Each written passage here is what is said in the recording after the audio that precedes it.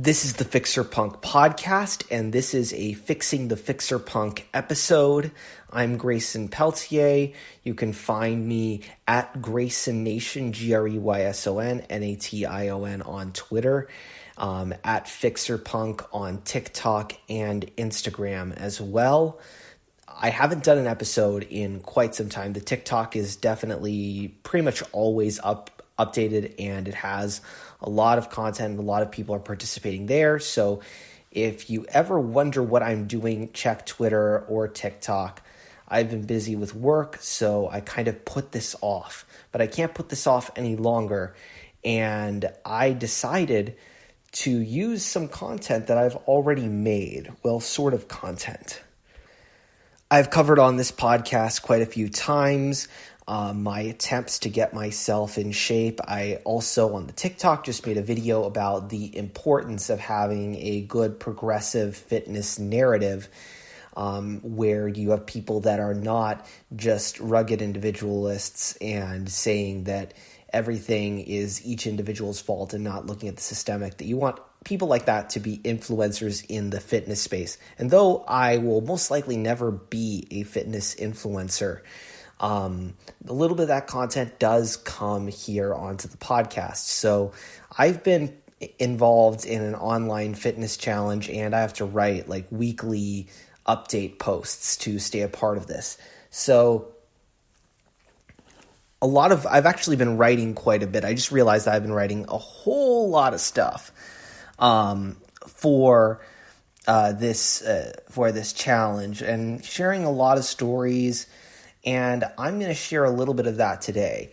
So I've been inspired, of course, by Adam Page and Adam Page's Full Gear Challenge, which if you go on to fixerpunk.com and you read my first article about Adam Page that I released back in July of 2021, I discuss his Full Gear Challenge, which serves as a very positive, progressive way of understanding fitness, and specifically in the areas where you wouldn't even think that a progressive narrative would be possible, which is in the area of physique and athletic development for men. Adam Page shares a very, very positive example there, and I want to follow after his example. So I'm actually going to just read you back what I posted as sort of my initial, with a little commentary and maybe a few changes to make it palatable for the podcast. And I'm just trying to get some content in because I haven't recorded an episode of this in a while, and I thought this might be a little bit interesting as a personal update and a journey that you can follow along with as I basically go on my own version of the Full Gear Challenge in the hopes that stuff will improve before this summer, when it seems like things are going to be heating up in terms of my opportunities to go to the beach and go to the pool. So this is what I said back in January. So this is what I wrote back in January when I started out on this particular challenge. So I noted my height then, 5'9", weight 170.6 pounds. This is my first time signing up for a fitness challenge. Even though I've wanted to do so for a long time, I haven't seen the right opportunity to do so. This year, I kind of set up my own challenge, which is to do a fitness photo shoot by the end of summer and be in shape for a possible vacation around my 26th birthday in July, where I will probably be spending a lot of time at the pool. Now, I don't know if that vacation is going to happen now. I'm pretty busy with work, but there are some other things definitely coming up, and perhaps even sooner, that might necessitate me being in swimwear. So that goal still kind of holds, but it's sort of evolved, and I don't think I'm going to get myself at this point, with all the setbacks I've had, into kind of shape where I'd want to do a photo shoot, but I may do that just as a sort of a benchmark for this year versus next year, but not invest too much money, time, or energy into that.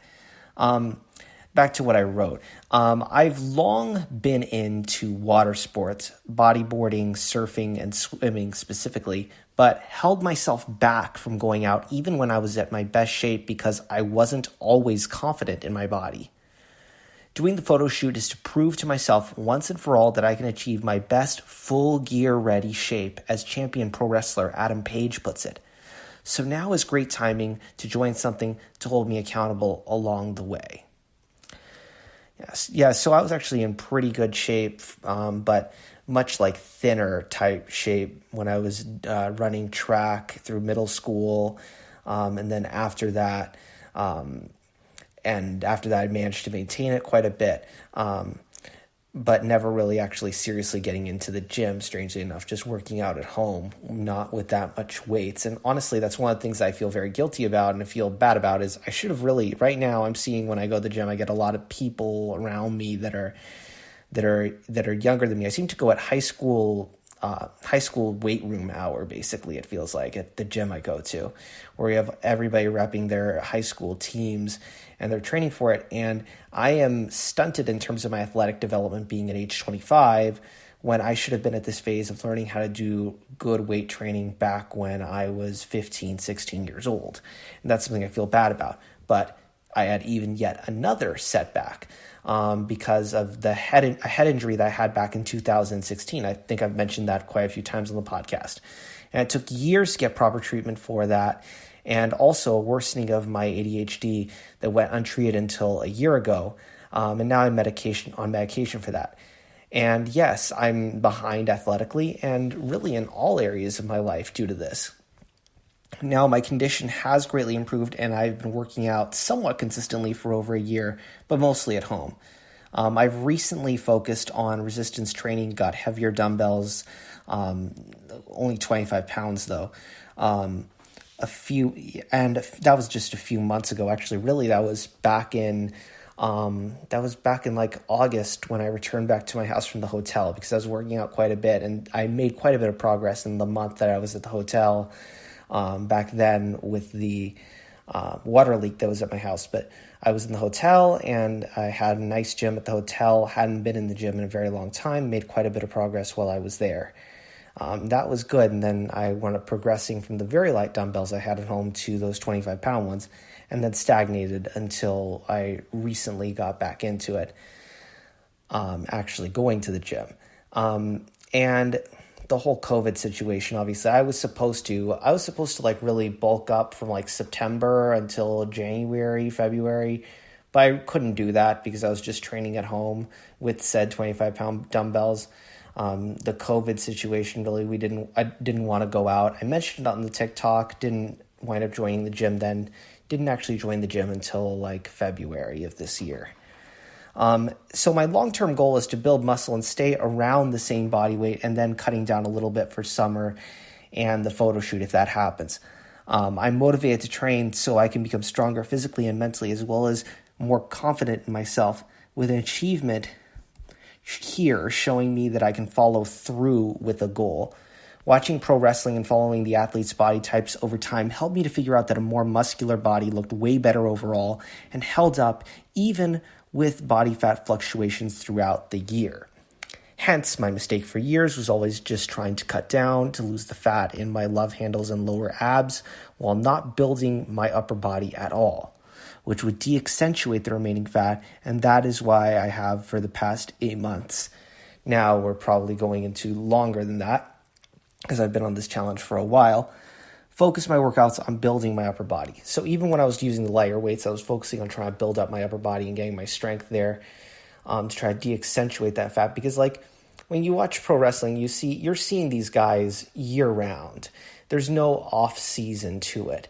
So you'll be seeing them at least like once or twice a month and seeing how their physiques evolve. And because of that, there'll be fluctuations in body fat. It's not going to be the peak photo shoot shape all the time.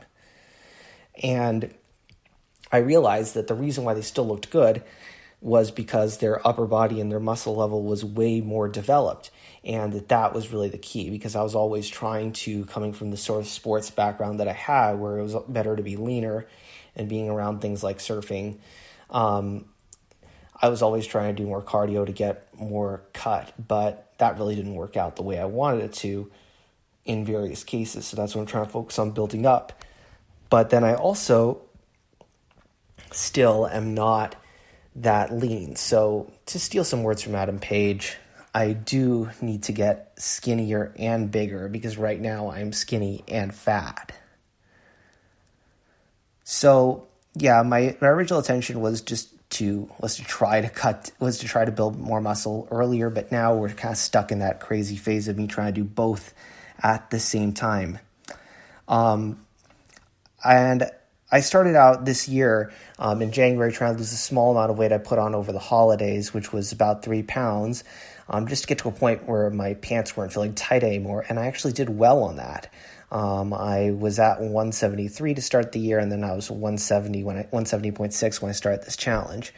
So it actually helped me a little bit. I was able to accomplish a little bit of something, but I've been kind of stuck around 167 to 169. Not trying to go down, not trying to necessarily go up, but I probably do need to go down in weight at this point because we're in April right now, and I don't think that I'm going to be able to build up that much more muscle before, say, June. I'm thinking about maybe changing the goalposts to later in the summer, where I have more time. I did wind up taking a Fit 3D body fat test. It came out like 21%, but that was over a month ago, and I've been training pretty hard, so maybe that has gotten better. But I think I may be in that situation. I'm hearing some rumors going around about a certain family member building a pool in their backyard. I'm hearing rumors about pool and beach vacations this summer, and I think that may be putting the pressure on me to try to cut down and make myself look better, even if it's not going to be my peak, even if my peak is going to be next year. But it feels like it's a matter of, can I really wait till next year, and the next year? And because I'm now turning 26 years old, and at some point your ability to get in shape starts to diminish. But of course, the primary thing of what I'm realizing is that building up muscle is more important to that than cutting down on fat when you're not like actually overweight. So I'm really going to try to prioritize that, but then also doing what needs to be done in between to get myself to a point where I'm relatively lean and not totally embarrassed of how I look. So what I decided on was like a recomposition approach, and I try to aim for about 5 times a week to do resistance training workouts and adding in some cardio as well. But my diet is pretty kind of crappy. I don't track anything. My ADHD makes it almost impossible for me to track my food and be consistent on tracking things. And that's been a major struggle because I do live with someone who buys me food pretty often, and it's kind of hard to keep tabs on things. That's another challenge for me. And then I have very, very poor self-control, very poor impulse control. So I wind up eating a lot of crappy food. So that's a big, big obstacle for me.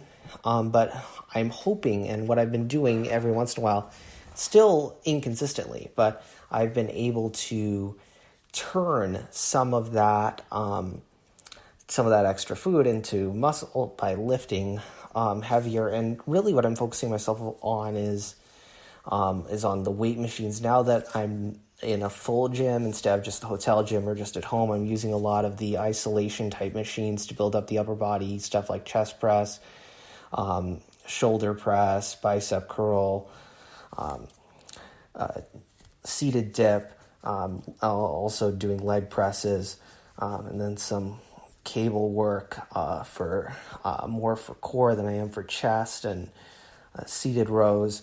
Then some free weight dumbbell work still to get the shoulders a little bit more, as well as some squats. And I just attempted deadlifting. Yesterday I hit a personal record in the deadlift, and that is 20 pounds plus the bar.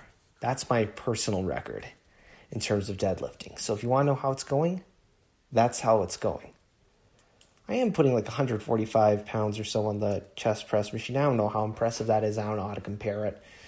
I've been thinking about getting more expert help to try to keep myself accountable. Like, I feel like I need somebody to like look at me and tell me, dude, you really think you're going to go out this summer and look like that?